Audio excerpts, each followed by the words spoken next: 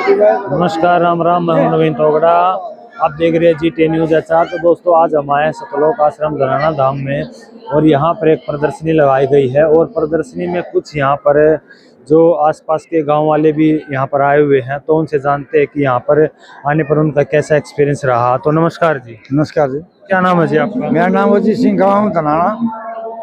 धनाना से हो जी? हाँ, धनाना से। तो आप जैसे कि संत रामपाल जी महाराज इसी गांव से हैं और संत रामपाल जी महाराज जी का मतलब ये भी इतना बड़ा सतलोक आश्रम भी बना हुआ है, तो किस तरह से आपका यहाँ पर आना जाना होता है? आना जाना इस तरह होता है। इसने जो संत रामपाल जी महाराज हैं अपने, इन्हें जो बहुत ही बढ़िया काम कर रखे है और ये जो सिस्टम देख के हम यहाँ पर आते हैं तो बहुत बढ़िया मुहिम चला रखी है गुरुजियों ने। किसानों के लिए भी और मजदूरों के लिए भी ये मुहिम चला रखी है, इसलिए हम घूमने आते हैं। तो जिस तरह से देखा जाता है कि सबसे पहले जो संत रामपाल जी महाराज जी का जो विरोध हुआ करता था वो इन्हीं के गांव धनाना से ही होता था। धनाना से कोई विरोध नहीं हुआ इनका, ये तो करौथा से शुरू हुआ था, लेकिन कोई भी अच्छा काम करो विरोध तो उसका होता ही है।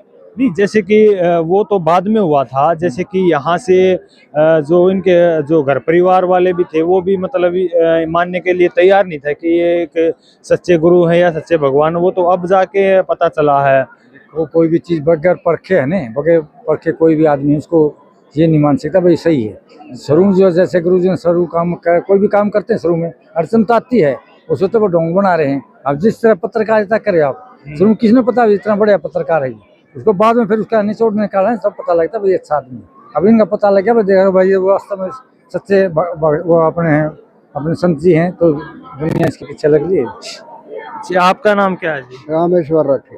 यही धनाना से हो जी? जी हाँ। तो आप क्या कहना चाहोगे संत रामपाल महाराज के बारे में? अरे हम कहने का तो कुछ बचा ही नहीं है भाई, सब कुछ इनकी लीला है। देखो भैया, हम तो ये जानते हैं हमारे गांव के थे ये और यहीं रहते थे गांव में। सर्विस लगने के बाद ये शहर चले गए। उसके बाद इन्होंने नाम दीक्षा या सत्संग वगैरह जो भी कार्रवाई करी है उससे आहिस्ता आहिस्ता लोग जुड़ते गए। खुद मेरा भाई यार, मेरे उसका परिवार भी जुड़ा आज से नहीं, सन 95-96 से। जब देखता है मेरे घर के सामने उसके सत्संग वगैरह होता था ना, प्रभाव मेरे पे भी पड़ता। लेकिन बुराई तो छुटवाते हैं ना। तो सबसे बड़ी बात तो ये है नशे और दहेज, इसके बिल्कुल सही खिलाफ है। और जो जैसे हम नाम नहीं ले रहे, जो ले रहा है और आज है ना जो सुनकर जा भाई दहेज मुक्त विवाह और वह नशा पता खत्म। और जितनी किसानों की सहायता करी है, किसान बरादरी में सभी आ गए जिसके पास जमीन है भाई। हम समागम भी करे, लोगों ने सम्मानित भी किया है भाई महाराज जी को। हमने तो यही बढ़िया लगा। क्या आप भी ये भी सही मानते हो कि दहेज लेना देना गलत है? बिल्कुल गलत है भैया। तो किसी से पूछ लो वही मानना है, गरीब से गरीब अमीर से अमीर यही सोचेगा अपना शादी बगैर दहेज के हो जाए भाई। और आजकल तो सिस्टम ऐसे है ना, बड़े बड़े दहेज भी ले लेते हैं लोग। साल 6 महीने बाद फिर खिंचातानी भी हो जाए, उलझ के भी खड़े हो जाए, उनका प्रोग्राम गलत हो जाता है, फिर शादी नहीं चल पाती। यहाँ बगैर दहेज के रमैनी होती है इनकी। आज के टाइम में तो दहेज लेना देना एक शानो शौकत माना जाता है, मतलब बड़ी उपाधि मानी जाती है कि लाखों करोड़ों रुपए आजकल शादी में खर्च करते हैं। ये गलत है बिल्कुल। जो अमीर आदमी है उनके अमीरी कैसे करेंगे, शिक्षक नहीं हो पाते। जो गरीब बच्चे हमारे, जो गरीब लड़की है वो कहाँ से आएंगी? अगर उनको दहेज नहीं दिया का तो उनके रास्ता टूट जाता है। इसीलिए है ना ये प्रथा बहुत गलत है, ये नहीं होना चाहिए। दहेज तो बिल्कुल गलत है। तो एक बात और इसमें जो समाज में फैली हुई है कि संत रामपाल जी महाराज जी जो पहले जूनियर इंजीनियर थे, तो ये बात हमने बहुत सारी सुनने को मिलते हैं कि उनको नौकरी से निकाल दिया गया था। तो संत रामपाल जी महाराज कहते हैं कि मैंने खुद रिजाइन करा था। इसमें कितनी सच्चाई है?